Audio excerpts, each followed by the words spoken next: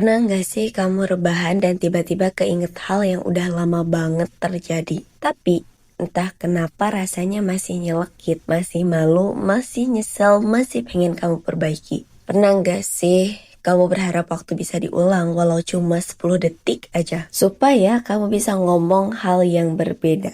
Atau nggak ngelakuin hal yang kamu sesali itu. Kadang-kadang kita menjalani hidup tapi hati kita tinggal di masa lalu. Masalahnya bukan sekedar aku susah move on. Masalah yang lebih dalam adalah kita percaya bahwa masa lalu masih punya sesuatu yang bisa kita ubah. Itu ilusi pertama. Lalu ada ilusi kedua. Kita merasa bersalah karena kita pikir seharusnya kita bisa melakukan yang lebih baik. Padahal, seperti kata Stoik, no one makes a mistake on purpose. Tidak ada orang membuat kesalahan dengan sengaja. Ada 3 asumsi besar. Aku bisa mengubah kejadian itu kalau aku pikirkan terus. Itu salah total. Aku seharusnya bisa lebih baik, itu nggak realistis. Kalau aku memaafkan diriku, aku berarti membiarkan diriku lemah. Itu nggak benar. Stoik membalik itu semua. Kesalahan adalah ruang belajar, bukan hukuman. Analoginya kayak suara kaset rusak deh. Analoginya gini, ada kaset rusak, kaset itu muter terus di bagian yang sama. Mundur, maju, lalu ke skip balik lagi. Dan kamu nggak sadar, kamu hidup dengan kaset itu di kepala kamu. Kaset itu adalah memori lama, penyesalan lama, kejadian lama, padahal hidup kamu ada di depan, bukan di rekaman itu. Filosofi teras mengajarkan kita tentang dikotomi kendali. Dalam filosofi teras, Yudi bilang, gak ada gunanya cemas terhadap hal-hal di luar kendali. Dan masa lalu adalah hal yang paling di luar kendali. Kalau kamu sedang megang apel, lalu apel itu jatuh ke lantai, apel itu udah jatuh. Itu fakta. Kamu bisa nyesel, tapi apel itu nggak akan kembali ke tanganmu. Tapi aku masih ngerasa sakit. Ya wajar, yang sakit bukan faktanya, tapi narasi yang kamu buat tentang faktanya. The fast hurt only because the reason keeps reopening it. Yang bikin sakit adalah pintu yang kamu buka, bukan kejadian yang udah lewat. Itu disebabkan karena 3 kebiasaan buruk. Yang pertama, overestimasi dampak buruk. Yang kedua, underestimasi kemampuan diri. Yang ketiga, mencari kontrol di tempat yang salah. Dan masa lalu adalah tempat yang paling gak bisa kamu kontrol, tapi otakmu tetap pengen nyoba. Otak itu ingin ngerasa berkuasa, padahal dia sedang berperang melawan fakta. Kutipan Stoik dari Marcus Aurelius.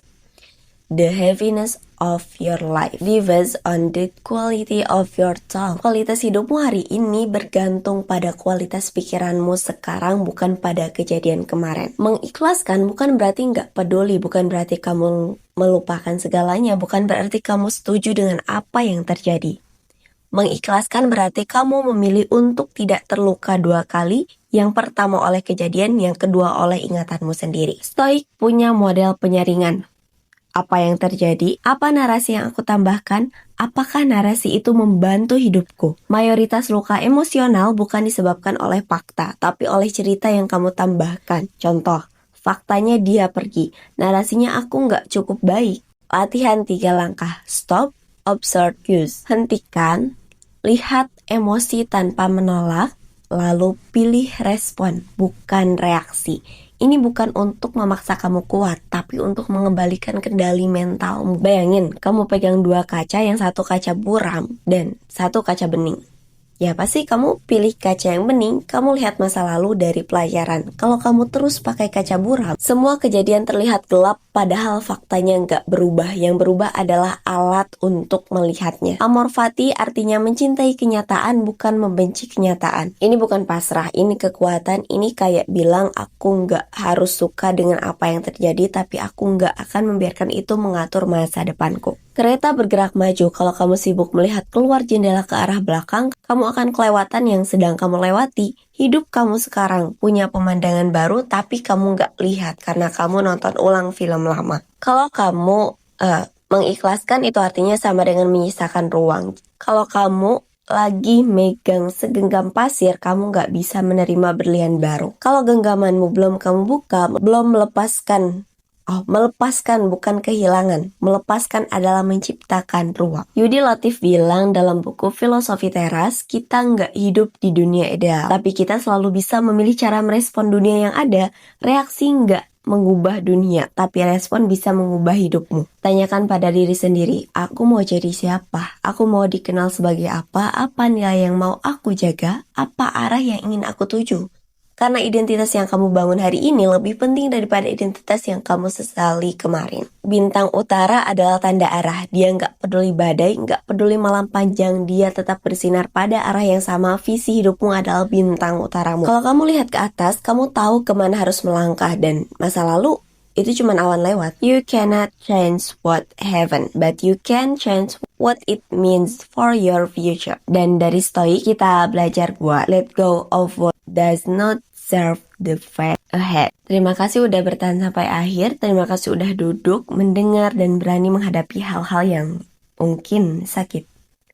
Mulai hari ini, beri masa lalu tempatnya di belakang. Dan beri dirimu kesempatan untuk melangkah di arah yang kamu pilih sendiri. Kita sering lupa satu hal. Dulu, kita nggak tahu apa yang kita tahu sekarang. Dulu, kita membuat keputusan dengan pengetahuan, pengalaman, dan emosi saat itu. Dan itu valid, itu manusiawi, dan itu normal.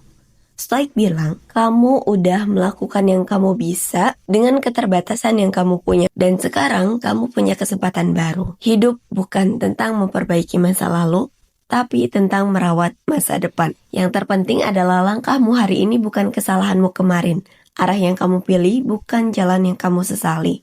Energi yang kamu investasikan bukan waktu yang kamu buang.